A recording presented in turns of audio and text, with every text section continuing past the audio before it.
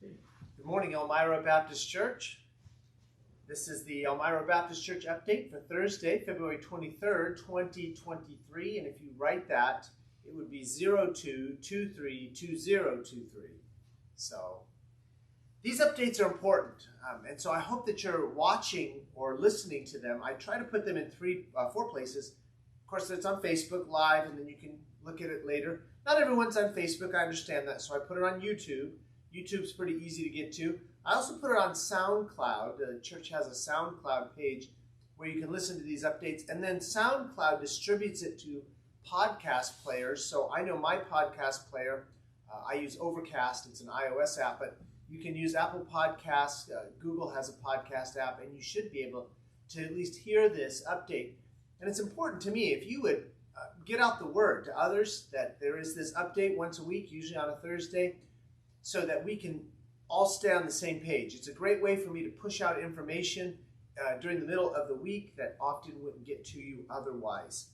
Our verse today, and we're going to get to this in the devotional, is from Psalms again, and it's Psalm 34:6. This poor man cried, and the Lord heard him and saved him out of all his troubles. That's Psalm 34:6. I hope you've been taking some time to meditate on that, and we'll look at that again in our devotional in a bit.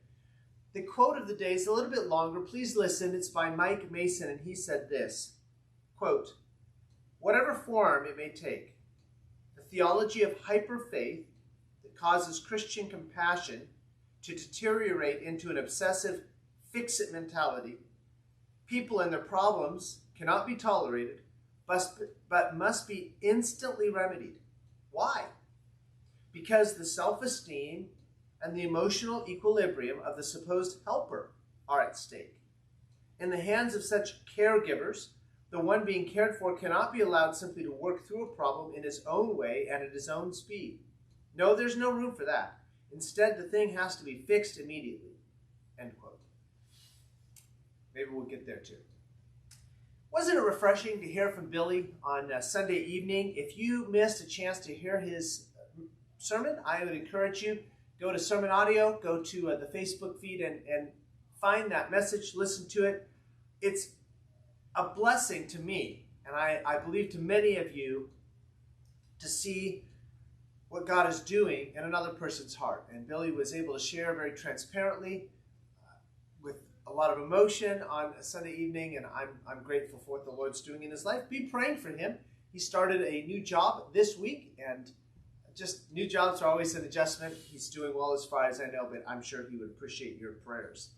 Now this Sunday is our Food and Fellowship Sunday, fourth Sunday of the month. So we'll have Sunday school at 9:45, 11 o'clock morning worship, food and fellowship, and then at about 1:30 we'll meet for a time of praise and testimony. Okay, I'm back. Thank you. Took a little Took a 5 there. Sunday, food and fellowship, so we'll meet as normal and then have that meal in the afternoon and meet at 1:30 for our praise and testimony time. Some of you probably heard about a revival going on at Asbury University, and I've been listening. I have thoughts. I'm going to ask you to read Joel chapter 2 and come on Sunday morning. We're going to look at should we seek revival? Should Christians seek revival? And then at the food and fellowship time, after the food and fellowship time, at the praise and testimony time, I've got a message about having the mind of Christ. It came up in the men's Bible study last night about having the mind of Christ.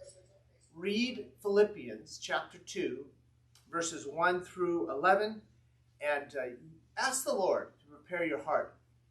Please come prepared to share at that praise and testimony time if God has done something good for you in the last month. Now, he's done good things for all of us in the last month.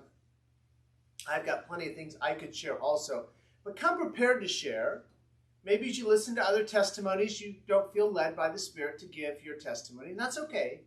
But come prepared to share.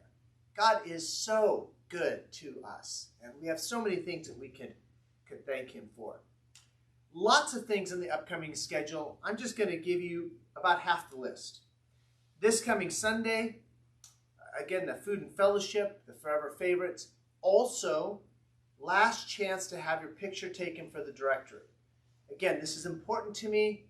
It'll allow new members of our church to quickly become acquainted with this. So please, please have your picture taken if you haven't already.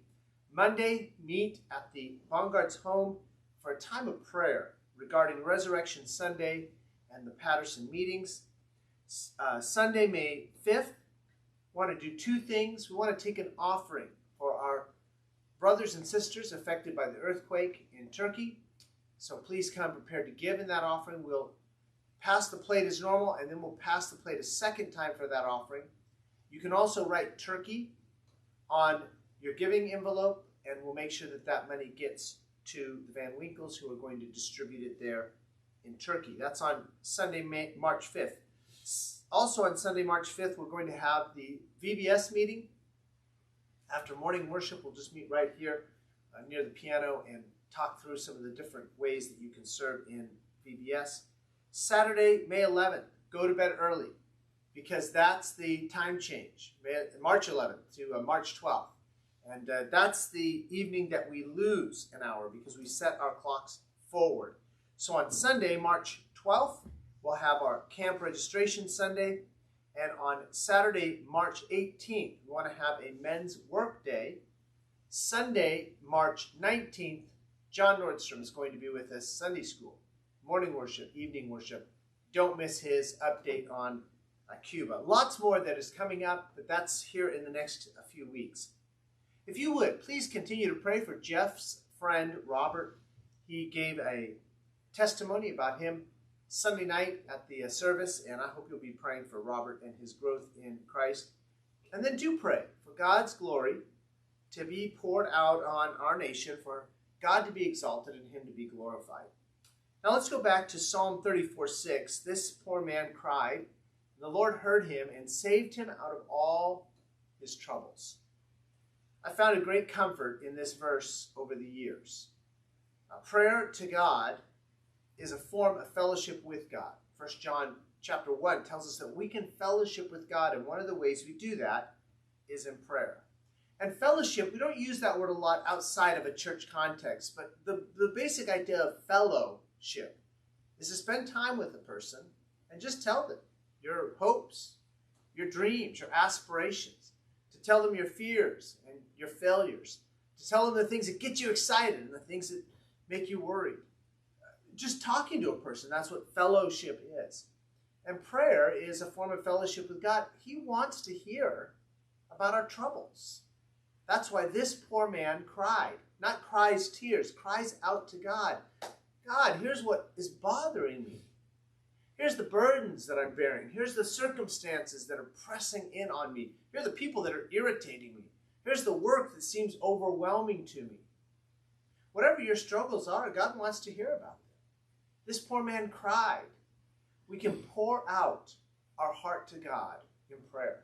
There's been times I'm on my knees and I'm saying, God, I can't do this. God, I can't take this anymore. Nothing wrong with telling God that. Now, the truth is, God knows my heart. God knows your heart. If you don't tell him, he still knows. But this verse reminds us that we can cry out to God. We don't have to put on a mask when we come to God. We don't have to make beautiful speeches and use flowery language to somehow tell God what's going on. We can just talk to him. We can cry out to him. This poor man cried. And then the next part, the Lord heard him. God listens. God listens to our prayers. God hears us. We're not merely just talking words. We're not meditating in the Eastern sense of we're clearing our mind out by just pushing the words out of our mouths. No, we are talking to a being, an entity that has personality, that is very close to us. This poor man cried, the Lord heard him, and he saved him out of all his troubles. Now, I mentioned earlier in the quote, we can have a fix-it mentality. And if you read this verse like, okay, I'm going to cry today on Thursday, and by Friday my problems are going to be solved, you're going to be disappointed, and you're going to feel like the Bible doesn't work. Because you've misunderstood. When God saves us out of our troubles, he doesn't change our circumstances. Oftentimes, he changes our heart. And I think it's far more amazing when God changes our heart than when God changes our circumstances. Many times I've had my children come to me and they've got a problem that, frankly, it's not all that big of a deal. To them, it's a big deal. They're teenagers, they're young adults, and they've never faced a problem like that before. To me, a little more experience, a little more life experience, to me it seems like a fixable problem. And boy, I could fix their circumstances in a minute. And then a week or two later, they could be in the same problem again. And I can keep fixing their circumstances, and that only goes so far. But I've learned if I will pray, bring that problem to the Lord.